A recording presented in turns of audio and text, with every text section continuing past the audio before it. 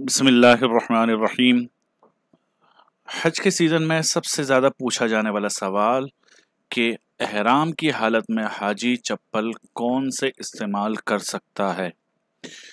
तो पहले तो इस बात को समझिए कि ख़वातीन के लिए तो कोई पाबंदी नहीं है, वो किसी भी तरह की कोई भी चप्पल, जूता, सैंडल वगैरह इस्तेमाल कर सकती है।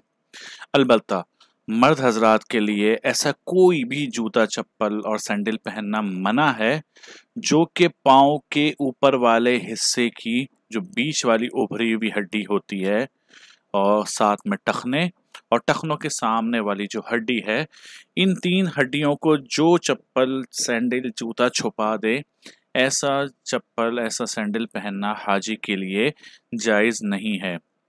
मज़ीद वजाहत से समझिए इस नक्शे में कि देखिए ये उभरी हुई हड्डी है।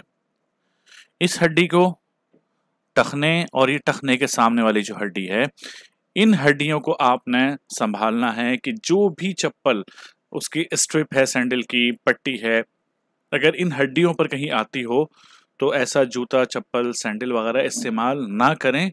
बहुत बेहतर है कि बंदा हवाई चप्पल ले ले और पतली पट्टी वाली ले। अलबत्ता जो शुगर वगैरह के मरीज़ हैं वो ज़ाहिर सी बात है मैसेज में वैसा अलग से हमसे मसला पूछ सकते हैं कि वो क्या कर सकते हैं, लेकिन आम हालत में इस तरह के जूते चप्पल ना पहनने चाहिए। अब जो हजरात हमें इस तरह के सैंडल्स वगैरह भेजते हैं पहनकर और तस्वीर भेज रहे होते हैं, तो अब वो खुद फैसला कर लें कि आया ये जो नक्शा है उस नक्शे पर अगर इस सैंडल को रखा जाए तो क्या ये पहनना जायज़ होगा या नहीं होगा। तो बहरहाल हाजी को चाहिए कि अपने जूते चप्पल के इंतखाब के वक्त इन चीज़ों का ख्याल करे।